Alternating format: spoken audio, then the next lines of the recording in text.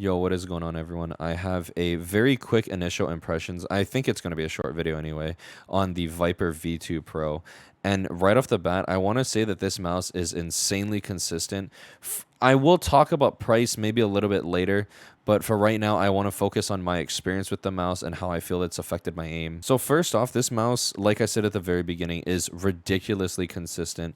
I have had really consistent scores from the start all the way to like when I would be warm normally. So like if I play aim training for like an hour, that entire hour I will have very consistent scores. Normally the first 2 to 3 minutes, it's always like up and down just because I have to actually like get into the swing of aiming with my mouse.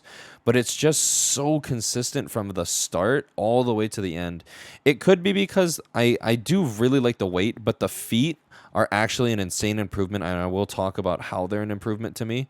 But first off, the weight is ridiculously good because they shaved off like 13, 14 grams, especially on larger mice that I'm definitely not used to. I'm used to small mice with this type of shape, much like the Starlight, which is definitely going to be my main comparison, and the Model O are going to be the closest things to this shape. In terms of the shape adjustment, I do not normally use shapes like this. Other than the Starlight, that's really the only mouse I would ever use a shape like this, especially because I normally claw grip, and I do in a very aggressive claw. I am double jointed in 3 of my fingers, and if my fingers are straight like this, you can see which ones are double jointed, my middle ring and thumb.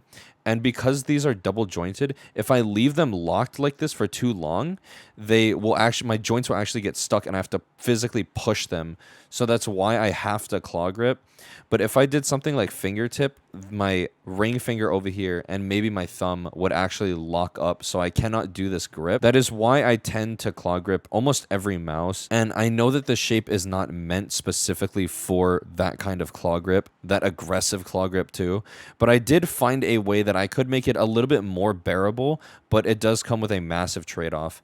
I have to pull my fingers in first. So if I put my hand like this, I would pull my fingers in, and then I would get a lot more palm contact. That comes with 2 main trade-offs.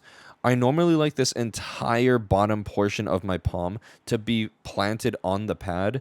That does add for a lot of stopping power, and I've noticed it adds a lot of consistency in my aim because I did used to have a lot of shaky aim, but ever since planting my palm onto my pad, whether it's a speed or control, has made my flicks and tracking much more consistent and a lot less shaky. The other thing that does come with me pulling my hand in is very, very tense muscles and a lot of fatigue. So all of this muscle all alongside my thumb and all alongside my pinky, both sides of my hand tense up like crazy, and I can only play with that kind of grip for around an hour and a half.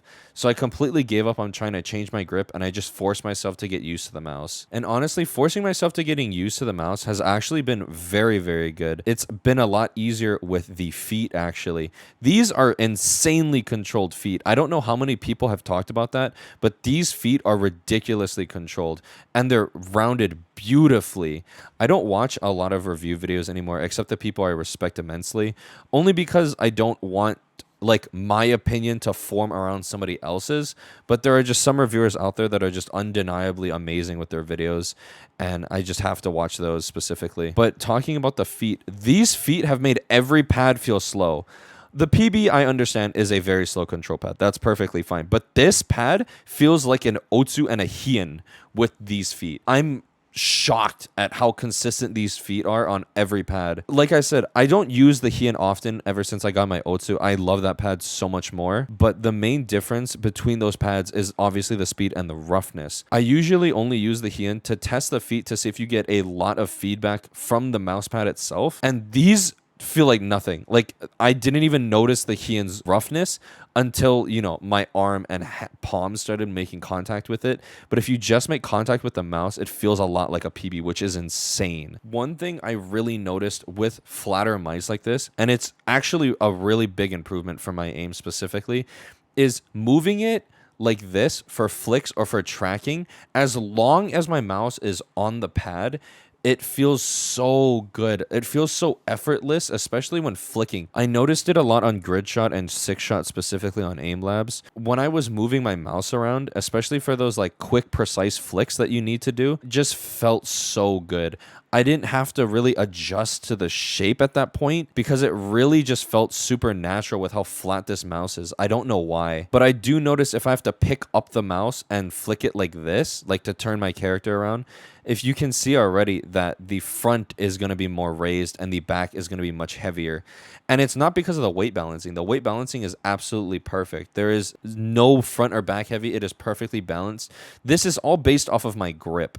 It could be because I'm actually tensing the mouse with these three fingers specifically, especially since they're more in the back. So it could be because of that. I could try and make my fingers come more forward. That might eliminate the problem. But like I said again, if I do that, my muscles will start to tense and I can't play for very long. So I do have to grip the mouse a lot more tightly than I would say something that I'm more used to, like a ZA13 or an XM1R or an M42.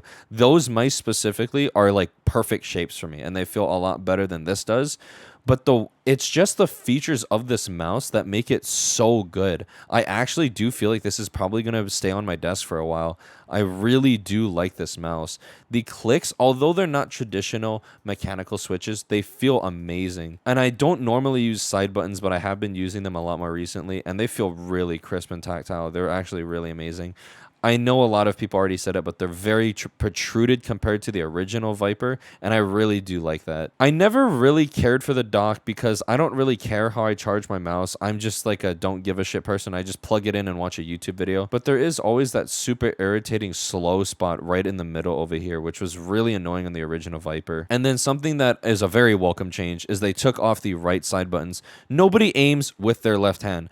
I do not care if you are trying to stick up for left-handed users. They aim with their right hand. My brother is left-handed and he aims with his right hand. He's not fucking weird. But yeah, I did want to just talk about really quickly my experience with the Viper V2 Pro. I'm going to have a more detailed full review on it much later. I do want to give this mouse a lot of time because it truly deserves an initial impressions and its own review. This mouse is genuinely incredible, and I'm very, very happy that my girlfriend got it for me. But yeah, stay tuned for that review. I do have some other stuff coming. Don't really know when, to be honest, but I will get another G Pro Superlight on Friday, and that is probably going to be the main thing I compare this mouse to because they're in the same price bracket and they're really the main competitors for consumer-friendly, readily available wireless top-tier mice. But yeah, I hope you all have a wonderful week, and I'll see you in the next video. Peace.